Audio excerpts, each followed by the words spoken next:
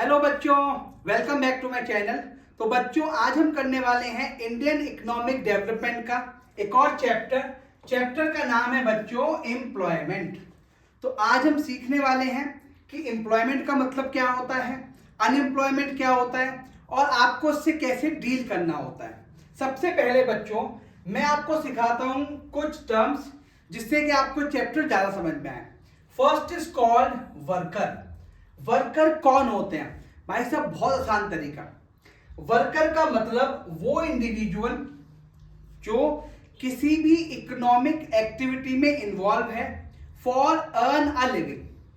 मतलब वर्कर वो इंडिविजुअल होता है जो किसी भी इकोनॉमिक एक्टिविटी में इन्वॉल्व होता है फॉर अ लिविंग, जीने के लिए। जब वो यानी जो बंदा कमाता है उसको आप बोलेंगे he is a worker. Worker is an individual who is involved some economic activity, यानी इकोनॉमिक एक्टिविटी परफॉर्म कर रहा होगा to earn a living. Workers include, ध्यान सुनो बेटा, all those people who are engaged in a work whether for others और themselves. जब others के लिए काम करते हैं पेड वर्कर, खुद के लिए काम करते हैं self employed worker. For example farmer, managers, labourer, doctor, barbers और प्रोफेसर, सीए, ये सब के सब क्या है बेटे? ये सब के सब है वर्कर। यानी वर्कर का बहुत आसान सी मीनिंग आपको समझ में आ गया। चाहे वो अपने लिए काम कर रहे हैं या किसी और के लिए काम कर रहे हैं, कोई इकोनॉमिक एक्टिविटी परफॉर्म कर रहे हैं, उनको बोलेंगे आप worker. Second definition, this is first definition. Second definition is labour force. देखो बच्चों, लेबर फोर्स का मतलब हुआ जो पर्सन ऑलरेडी काम कर रहे हैं वो इन्वॉल्व होंगे, प्लस जो बंदे अवेलेबल फॉर वर्क हैं, जो काम करना चाहते हैं लेकिन काम नहीं मिल रहा, तो उन्हें भी क्या बोलेंगे? Labour force. लेबर फोर्स एक ब्रॉड कॉन्सेप्ट हो गया। All person who are working. Working का मतलब क्या हो गया बेटा? ये वर्कर की बात कर रहे हैं यहां पे। Who are working, have a job and do not working, seeking and available for work are deemed to be in the labor force. That means labor force में दो तरीके के फोर्स आ गए। पहला, जो लोग काम कर रहे हैं उनको अलग कर लो भाई साहब, इन्हें काम करना है, लेबर फोर्स है। दूसरा, जो काम करना चाहते हैं वो भी क्या होंगे बेटे लेकिन अभी जॉब में नहीं है, उनको बोलेंगे लेबर फोर्स। इसका मतलब लेबर फोर्स का मतलब यहां पे देखेंगे बेटे, अलग पेन से करने की कोशिश करता हूं। लेबर फोर्स का मतलब क्या हो गया बेटा?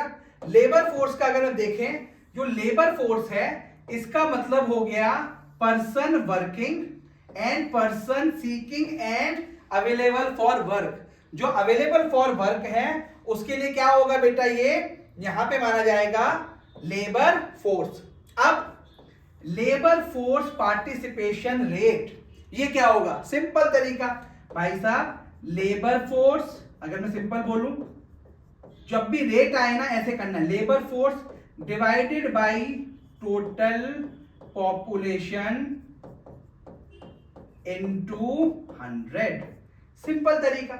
यानी labour force participation rate, labour force upon total population into 100। The ratio of labour force to total population is called labour force participation rate. Next लिखा हुआ है बेटे वर्क फोर्स। ये आपको पता लग गया। वर्क फोर्स कौन होते हैं? Who are actually employed. समझ में आ गया बेटा? कोई दिक्कत यहां तक? चार डेफिनेशन पढ़ी है बेटा हमने, कौन कौन सी फटाफट रिकैप करके बताओ। वर्कर जो एक्चुअली वर्किंग है, अपने लिए काम कर रहे हैं, किसी और के लिए काम कर रहे हैं, कोई इकोनॉमिक एक्टिविटी परफॉर्म कर रहे हैं। दूसरा labour force. Sir labour force में वो जो वर्कर था वो भी आएगा, जिससे आपने वर्क फोर्स ही बोला, प्लस जो पर्सन अवेलेबल है एंड सीकिंग फॉर जॉब, फिलहाल इस समय अनएम्प्लॉयड है, वो है labour force. Third, labour force participation rate, labour force upon total population into 100। Last है वर्क फोर्स। वर्क फोर्स का मतलब जो पर्सन एक्चुअली वर्किंग है उन्हें बोलते हैं आप वर्क फोर्स। चारों क्लियर है बच्चों? नेक्स्ट आओ बेटे, नंबर ऑफ अनएम्प्लॉयड पीपल, यानी कौन कौन से वर्कर हैं। ध्यान सुनो बेटे, छोटा सा डायग्राम बनवाता हूं आपको मैं। देखिए, लेट्स से 3 वर्कर हैं, एक का नाम है सोनू, एक का नाम है मोनू और एक का नाम है चमन। ठीक है बेटे, जो सोनू है, सोनू किसी फैक्ट्री में काम करता है, ये करता है फैक्ट्री में काम। जो मोनू है ये है अनएम्प्लॉयड, फिलहाल इसके पास काम नहीं है, लेकिन ये अवेलेबल भी है, ध्यान सुनना, ये अवेलेबल भी है और इसको काम करने की इच्छा भी है, सीकिंग फॉर जॉब।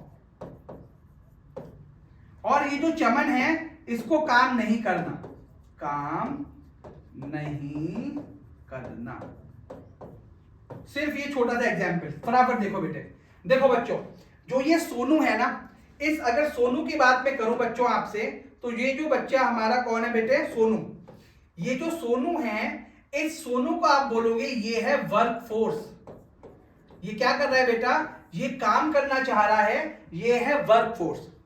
ये जो मोनू है बच्चों, मोनू कौन हुआ बेटा, ये मोनू है अनएम्प्लॉयड, अनएम्प्लॉयड। लेकिन अगर आप देखो सोनू मोनू, सोनू प्लस मोनू, इसको बोलोगे आप लेबर फोर्स। ठीक है, यानी जो सोनू मोनू होंगे ये है लेबर फोर्स, और चमन की गिनती कहीं नहीं होती। इकोनॉमिक्स में चमन हमारे किसी काम का नहीं है।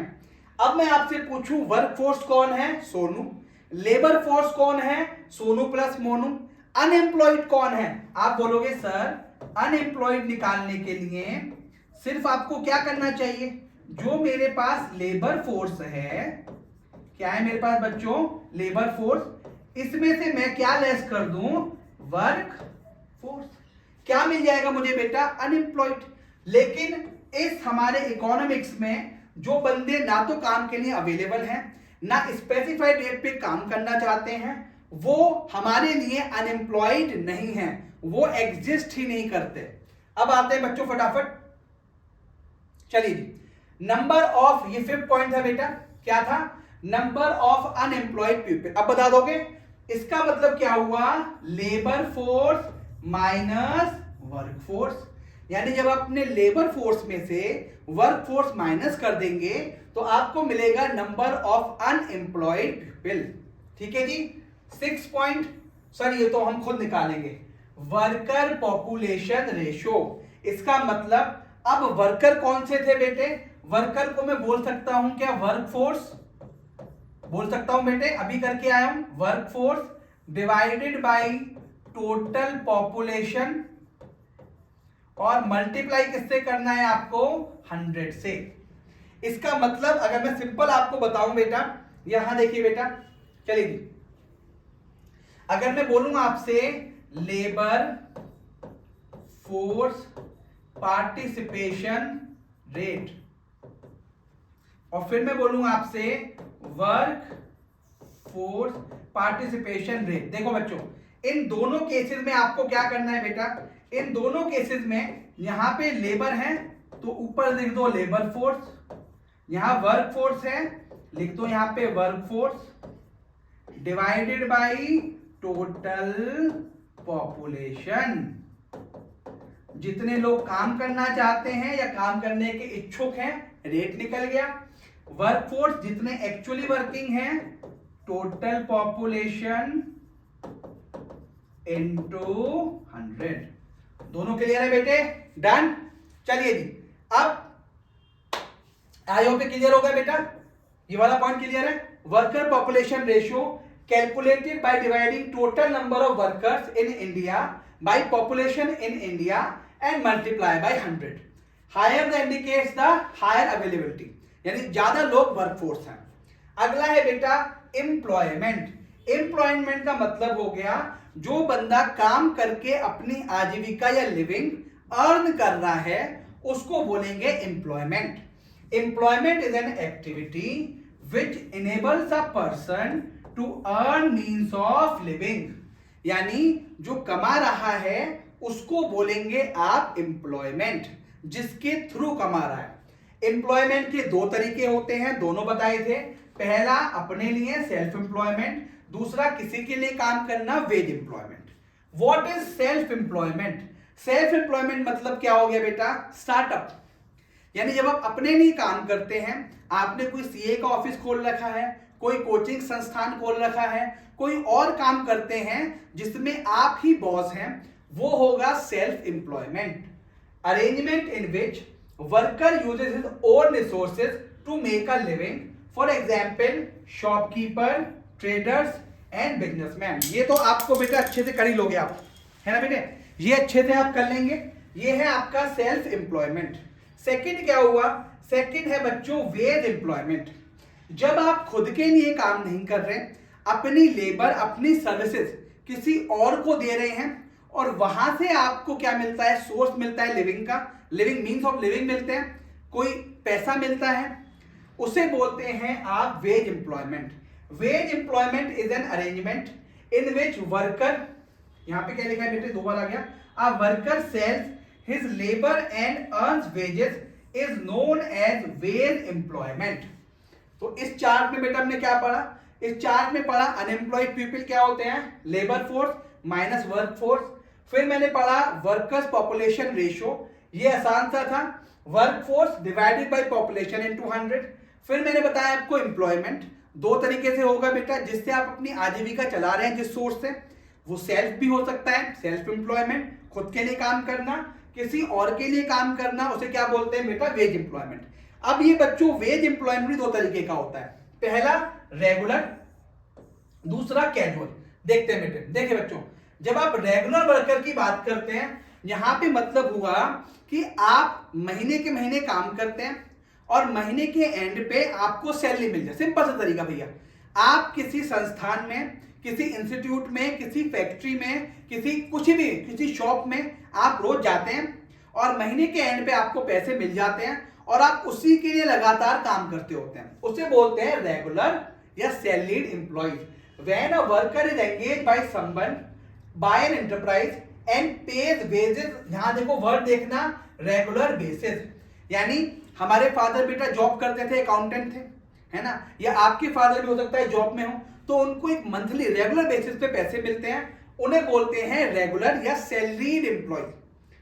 Then such worker is known as a regular employee, जैसे प्रोफेसर और टीचर। सिंपल, अगर किसी स्कूल में टीचर हैं तो महीने के महीने सैलरी मिलेगी, प्रोफेसर हैं तो इस इंस्टीट्यूट से महीने के महीने सैलरी मिलेगी या यूनिवर्सिटी से। जब आप बात करेंगे बच्चों कैजुअल वर्कर की, कैजुअल वर्कर एक सिंपल, एक आपको आम लैंग्वेज में बताऊं, दिहाड़ी मजदूर। भाई साहब, आपको रेगुलर सैलरी नहीं मिल रही, आपने 2 दिन काम करा, 2 दिन के पैसे मिल गए, 5 दिन काम करा, 5 दिन के पैसे मिल गए। जितना आप काम करेंगे उतने आपको पैसे मिलेंगे, अदरवाइज आपको पैसा नहीं मिलेगा। Workers who are casually engage and in return get remuneration for the work done, यानी जब यहां पे आप रेगुलरली एम्प्लॉयड नहीं थे, कैजुअली एंगेज थे और उसके बदले में आपको पैसा मिलता है, तो उसे बोलते हैं आप कैजुअल वर्कर। तो हमारी डेफिनेशन यहां तक 7 तक हो गई थी बेटे, इसलिए मैं करता हूं दोनों को मिला के, दिस इज भाई 8th डेफिनेशन। ठीक है, अगले 3 टर्म देखिए, आपको आसान लगेंगे, पहले फटाफट करेंगे इसको। पहला है जॉबलेस ग्रोथ। इसका मतलब, ग्रोथ का मतलब क्या हुआ, ग्रोथ का मतलब है कि जो इकोनॉमी है वो तो जा रही है ऊपर की तरफ, लेकिन आपके पास जॉब नहीं है, जो एम्प्लॉयमेंट अपॉर्चुनिटीज हैं वो क्रिएट नहीं हो रही। जैसे अभी हम बात करते हैं 2024 की, जो मोदी जी की गवर्नमेंट है, विकास तो हो रहा है बेटे, लेकिन जो जॉब की अपॉर्चुनिटी है, एम्प्लॉयमेंट की अपॉर्चुनिटी है, वो क्रिएट नहीं हो रही। इसका मतलब अधिकतर जो फोकस है आपका वो है सेल्फ एम्प्लॉयमेंट पे, स्टार्टअप पे। देखेंगे, jobless growth refers to a situation when economy is able to produce more goods. भाई साहब, इकोनॉमी तो गुड्स प्रोड्यूस कर रही है, सर्विसेज प्रोड्यूस कर रही है, without proportionate increase in the employment. यानी सिंपल तरीका बोलूंगा आपसे मैं, जितने गुड्स और सर्विसेज प्रोड्यूस हो रहे हैं उसके हिसाब से या उसके प्रोपोर्शन में आपके पास जॉब की अपॉर्चुनिटीज, एम्प्लॉयमेंट की अपॉर्चुनिटी नहीं आ रही। वर्ड देखना, जॉबलेस मतलब जॉब नहीं है आपके पास, और ग्रोथ मतलब इकोनॉमी बूस्ट कर रही है। क्लियर है? अगला देखेंगे, कैजुअलाइजेशन ऑफ, कैजुअलाइजेशन, रेगुलराइजेशन, जब आप किसी रेगुलर एम्प्लॉय को कन्वर्ट करते हैं कैजुअल में, या कैजुअल एम्प्लॉय को आप अपने यहां रखते हैं, उसे बोलते हैं कैजुअलाइजेशन। कैजुअलाइजेशन देखेंगे बेटा, process of moving from self employment and regular salaried employment. देखिए आपको सिंपल में बताऊं, अगर मैं सिंपल बात करता हूं, एम्प्लॉयमेंट में 3 तरीके का पढ़ा। कौन कौन सा? सेल्फ एम्प्लॉयमेंट, फिर पढ़ा रेगुलर एम्प्लॉयमेंट, और फिर पढ़ा कैजुअल एम्प्लॉयमेंट। इसका मतलब अगर आप बात करेंगे यहां पे कैजुअलाइजेशन की, रेगुलर से बंदे शिफ्ट कहां पे हो रहे हैं? कैजुअल में। सेल्फ से कहां शिफ्ट हो रहे हैं? कैजुअल में। इसे बोलते हैं casualisation. Casualisation of workforce, the process of moving from self, यहां पे फ्रॉम है बेटा, ढंग से गड़बड़ मत करना, ये है from self employment and regular salaried employment to casual wage worker is called casualisation. अगर मैं आपसे बोलूं रेगुलराइजेशन ऑफ वर्कफोर्स, तो कैसे लिखोगे आप कहोगे सर जब सेल्फ एम्प्लॉयमेंट से आप शिफ्ट कर रहे हैं रेगुलर एम्प्लॉयमेंट में, कैजुअल एम्प्लॉयमेंट से शिफ्ट कर रहे हैं रेगुलर एम्प्लॉयमेंट में, तो उसको आप बोलेंगे रेगुलराइजेशन। ठीक है बच्चों। लास्ट पॉइंट है इंफॉर्मेशन, इनफॉर्मल, ये देखो बेटा, इनफॉर्मलाइजेशन ऑफ वर्कफोर्स। 2 तरीके के सेक्टर होते हैं, पहला फॉर्मल, दूसरा इनफॉर्मल। पहले वो जानते हैं क्या होते हैं बच्चों। देखो ये है फॉर्मल और ऑर्गेनाइज सेक्टर, ये है इनफॉर्मल और अनऑर्गेनाइज सेक्टर। फॉर्मल सेक्टर का मतलब हुआ सारे के सारे पब्लिक इंटरप्राइजेज जो गवर्नमेंट के अंडर आते हैं वो होते हैं फॉर्मल, पहला। दूसरा, अगर किसी प्राइवेट की बात करते हैं आप, तो प्राइवेट एंटरप्राइज जिसके पास 10 या 10 से ज्यादा हायर्ड वर्कर हैं वो होगा फॉर्मल। इसे बोलते हैं ऑर्गेनाइज सेक्टर भी। ऑल, देखो बच्चों, ऑल द पब्लिक इंटरप्राइजेस या प्राइवेट इंटरप्राइजेस विच एम्प्लॉय 10 और मोर हायर्ड वर्कर्स। इसका मतलब सारे के सारे पब्लिक इंटरप्राइजेस फॉर्मल सेक्टर हैं। अगर मैं बात करूं प्राइवेट एस्टेब्लिशमेंट की, तो 10 या 10 से ज्यादा लोग हैं तो वो बोले जाएंगे फॉर्मल। अब बेटा इनफॉर्मल क्या होगा? देखो इनफॉर्मल में कभी भी पब्लिक इंटरप्राइज, क्वेश्चन भी आ जाएगा बेटा, क्या पब्लिक इंटरप्राइजेज जिनके पास केवल 4 एम्प्लॉय हैं क्या वो इनफॉर्मल है? नहीं। क्यों? 10 या 10 से ज्यादा बात करता है प्राइवेट सेक्टर पे। When includes all those private enterprises which hire less than 10 workers। इसका मतलब जब आप बात करेंगे बेटे इनफॉर्मल की तो लेस देन 10, और यहां पे क्या होगा लिख देता हूं ओनली प्राइवेट। और फॉर्मल में क्या होगा बेटा? सारे के सारे पब्लिक, पहला, और दूसरा जहां पे क्या दिखाई देगा? मोर देन 10 किसके लिए बेटा? या इक्वल टू किसके लिए बेटा? प्राइवेट सेक्टर के लिए। अब मुझे बताओ बेटा जो वर्ड मैंने लिखा है यहां पे, क्या हम वो वर्ड पढ़ पाएंगे? Informalisation of workforce. जब आपका वर्कफोर्स क्या होता है बेटा? जब आपका वर्कफोर्स इनफॉर्मल सेक्टर में ज्यादा चला जाता है, कहां से? फॉर्मल सेक्टर से या नॉर्मल से। refers to a situation, informalization of workforce refers to a situation whereby the proportion of workforce in the formal sector to total workforce increases। यानी जब आपके पास फॉर्मल सेक्टर से कोई एम्प्लॉय शिफ्ट हो जाता है इनफॉर्मल में, इनफॉर्मलाइजेशन। जब आप कोई नया वर्कफोर्स हायर करते हैं और इनफॉर्मल सेक्टर में करते हैं उसे बोलते हैं इनफॉर्मलाइजेशन। देखेंगे बेटा एक छोटा सा चार्ट बनाता हूं आपके लिए, चलिए यहां देखते हैं। 3 वर्कर थे बेटे, ये लेस से पहला वर्कर था रमेश, दूसरा था सुरेश और तीसरा था महेश। ठीक है बेटे, अब ध्यान से समझना, ये काम करता था बेटा फॉर्मल सेक्टर में, ये काम नहीं करता था, और ये काम करता था इनफॉर्मल सेक्टर में। ठीक है जी। अब ध्यान से करिए, जब रमेश शिफ्ट हो गया इनफॉर्मल में तो आप क्या बोलेंगे? आप बोलेंगे फॉर्मल सेक्टर से इनफॉर्मल सेक्टर में हो गया, इज कॉल्ड इनफॉर्मलाइजेशन। ये और सुरेश को हमने जॉब दी और सीधा इनफॉर्मल सेक्टर में, क्या हो गया बेटा ये इनफॉर्मलाइजेशन। इसका मतलब जब जो वर्कफोर्स है वो वर्कफोर्स इनफॉर्मल में इंक्रीज हो जाती है, उसे बोलते हैं इनफॉर्मलाइजेशन। चलो बेटे फिर से पढ़ेंगे। Refers to a situation where by the proportion of workforce in the informal sector to total workforce increases. ठीक है जी। चलिए जी, अब एक छोटा सा पॉइंट जिसके लिए बातें कर रहे थे हम, भाई साहब अनएम्प्लॉयमेंट क्या होता है। सिंपल सा तरीका भाई साहब, जो लोग काम करना चाहते हैं और जिनको काम नहीं मिल रहा, जो लोग काम करना चाहते हैं स्पेसिफाइड जो फिक्स रेट है, जैसे कोई रेट फिक्स है कि आपको 1 घंटे के या 1 दिन के मिलेंगे 500 रुपए। अगर आप 500 रुपए पे काम करना नहीं चाहते, मुझे तो 800 मिलेंगे जी, तो आप अनएम्प्लॉयड नहीं हैं, आप एग्जिस्ट ही नहीं करते। देखेंगे unemployment refers to a situation in which people are willing, काम करना चाहते हैं, एंड एबल टू वर्क, करना चाहते हैं एट द एग्जिस्टिंग रेट। हमारे केस में क्या था बेटा ₹500। जब आप दिन के 500 रुपए पे काम करने के इच्छुक हैं, अवेलेबल हैं, काम करना चाहते हैं, but do not get work. अगर आपको मैंने एग्जाम्पल भी करवाया था बेटा, अगर आप देखेंगे यहां पे, जैसे ये वाला केस था बेटा, सोनू, मोनू और चमन। हमारे वाले केस में जो मोनू था, जो अनएम्प्लॉयड था, जिसको काम करने की इच्छा है पर काम नहीं मिल रहा, सिर्फ उसी को बोलेंगे अनएम्प्लॉयड। चमन को हम क्या करेंगे अपने यहां से इग्नोर। चलिए बच्चों, अब बेटा मैं आपको कराता हूं टाइप्स ऑफ अनएम्प्लॉयमेंट। अनएम्प्लॉयमेंट के कितने टाइप होते हैं, कई बार डायरेक्ट क्वेश्चन आ जाता है।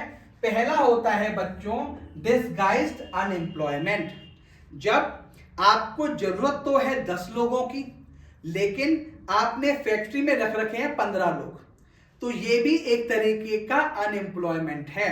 क्यों भाई, आपको जब आवश्यकता 10 लोग की थी, अगर आप 15 रख भी रहे हैं तो कभी ना कभी तो उनको आप बाहर करने वाले हैं। Disguised unemployment is a situation where the major types of, चलो यहां पे क्या लिखा हुआ है, यहां पे लिखा हुआ है, देखो मैं सिंपल लिखता हूं बेटा, कंफ्यूज मत करना। ऑप्टोमेटिक जो रिक्वायर्ड है, रिक्वायर्ड और अवेलेबल, तो यहां पे क्या होगा बेटा, रिक्वायर्ड तो है बेटा आपको कम, और हमने अवेलेबिलिटी दिखा रखी है ज्यादा, तो उस केस में क्या होगा बेटा, उस केस में होगा disguised unemployment, where the major types of unemployment actually जो वर्किंग है किससे, रिक्वायर्ड से, मतलब जितने बंदे आपको चाहिए और जितने आपने एक्चुअली में एम्प्लॉयड कर रखे हैं, वहां पे डिफरेंस है। आपको चाहिए 10, रखा आपने 15 रखे हैं, तो ये क्या कंडीशन होगी बेटा, ये कंडीशन होगी डिसगाइज की। बना के लिख दोगे बेटा, इस लैंग्वेज पे नहीं जा रहे हैं, लैंग्वेज थोड़ी सी ट्रिकी लिख रखी है मैंने, सिंपल लिखते हैं बेटा एकदम, ठीक है। तो डिसगाइज्ड अनएम्प्लॉयमेंट। सेकंड क्या हुआ बेटा, सेकंड इज सीजनल अनएम्प्लॉयमेंट, जहां पे लोग, जैसे कोई लोग आइसक्रीम की एक वो लगाते हैं ठेली बेटे, लेकिन जब गर्मियों का मौसम खत्म हो जाता है तो क्या हो गए बेटा, अनएम्प्लॉयड हो गए। जो लोग जैसे कि रजाई गद्दों का काम करते हैं, तो अब जब गर्मी आएंगी अनएम्प्लॉयड हो गए। तो seasonal unemployment refers to the unemployment that occurs at the certain season of the year. And third one is open unemployment. लोग काम करना चाहते हैं स्पेसिफाइड रेट पे, लेकिन do not get the work. Refers to that economic phenomena in which persons are able हैं and willing to work at the prevailing rate but fail to get clear है बच्चों। सर अनएम्प्लॉयमेंट क्लियर कर दिया, labour force minus work force क्या type होते हैं ये बता दिए। अब मैं बताने जा रहा हूं बेटा आपको क्या क्या इसके कॉजेज होते हैं। देखो ये ऑलरेडी आपको पता है, लोग अनएम्प्लॉयमेंट के कॉजेज, पहला रेट मैंने लिखा बच्चों इकोनॉमी की ग्रोथ, यानी इकोनॉमी तेजी से नहीं बढ़ रही, स्लो रेट है, तो इंडस्ट्री डेवलप नहीं होती, स्लो रेट ऑफ इकोनॉमी। ये है बेटा, देखो पॉइंट लिखता हूं बेटा, this is my first point, numbering change करेंगे, this is my first point. Second point है क्या बेटा, वो है आपका, this is my second point, ये है फर्स्ट और ये है सेकंड, क्या है, इंडस्ट्री। इंडस्ट्री जब slow rate of economic growth है तो इंडस्ट्री आपकी डेवलप नहीं हो रही। थर्ड बेटे, थर्ड है एग्रीकल्चर, अंडर डेवलप्ड एग्रीकल्चर, ना इंडस्ट्री ग्रोथ हो रही, ना इकोनॉमिक ग्रोथ हो रही और ना एग्रीकल्चर। फोर्थ है बेटा पॉपुलेशन। पॉपुलेशन क्या करती है बेटा, किसी देश की ग्रोथ को, इकोनॉमी को पूरा खोखला कर देती है। सेम हमारे साथ है, हम सेकंड लार्जेस्ट या टॉप लार्जेस्ट पे हो गया, सबसे ज्यादा पॉपुलेशन हमारे देश में, तो ये कंडीशन। अब क्या होता है बेटा, डिफेक्टिव एजुकेशन सिस्टम। आपका एजुकेशन सिस्टम इस तरीके का नहीं है कि वो आपको प्रैक्टिकली अप्रोच पे तैयार कर सके, ये दिक्कत होती है बेटे। And next is 6 faulty planning. आपके पास कोई प्लानिंग कमीशन इस तरीके का नहीं है जो आपको बताए, आपको गाइड करे कि आपको किस तरीके से काम करना है। लास्ट है बच्चों इसमें स्मॉल स्केल इंडस्ट्री। एसएसआई क्या हो रहे हैं बेटे, कॉटेज इंडस्ट्रीज, जो छोटी इंडस्ट्रीज होती हैं वो धीरे धीरे खत्म होती जा रही हैं। इसका मतलब एम्प्लॉयमेंट प्लानिंग भी नहीं कर पा रहे आप। और लास्ट है लो कैपिटल फॉर्मेशन, आपके पास बिजनेस करने के लिए पैसा ही नहीं है। अगर इसको सिंपल मैं बताऊंगा आपको, कॉजेज ऑफ अनएम्प्लॉयमेंट, पहला इसने बात करी इंडस्ट्री की, इसने देखो इसको ऐसे लिख सकते हो आप, इसमें बात करी बेटा पहले जीडीपी की बात करी, वो डिक्लाइन हो रहा है। फिर इसने किसकी बात करी बेटा, इंडस्ट्री की बात करी, फिर बात करी एग्रीकल्चर की, फिर बात करी एसएसआई की।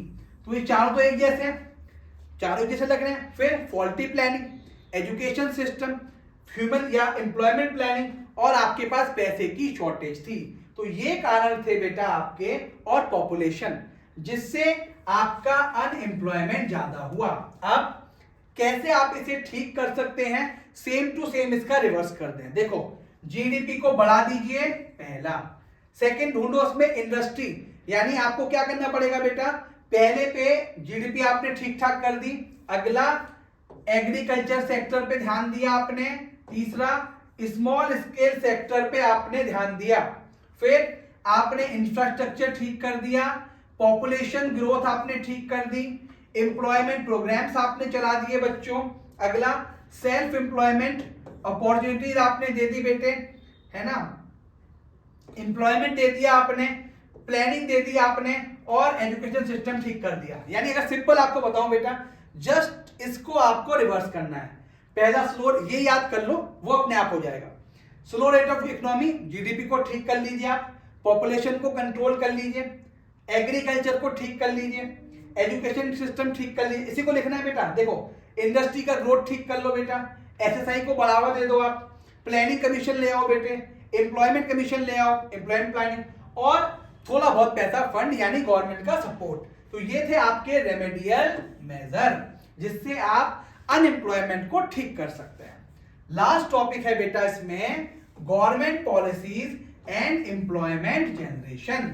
मींस गवर्नमेंट कैसे हेल्प करती है आपकी एम्प्लॉयमेंट जनरेट करने में। सबसे पहला होता है बेटा डायरेक्ट एम्प्लॉयमेंट।